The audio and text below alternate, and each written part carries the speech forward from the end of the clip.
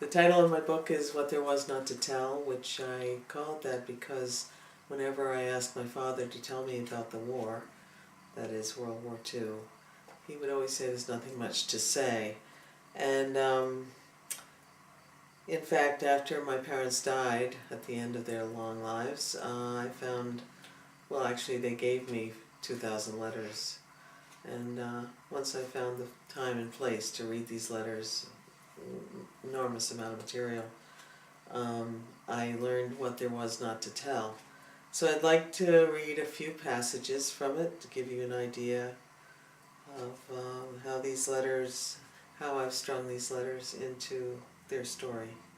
I call this a memoir, but it really isn't because I don't remember World War II.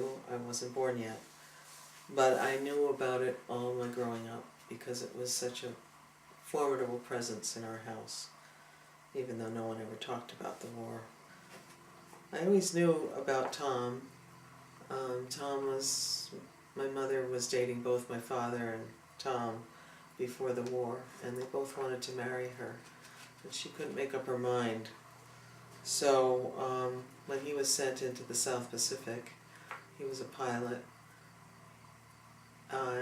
she wrote and told him that she wanted to marry him, but he never got the letter, as he was shot down and killed before the letter reached him. So it was returned to my mother, stamped deceased, which when I was growing up I knew this story.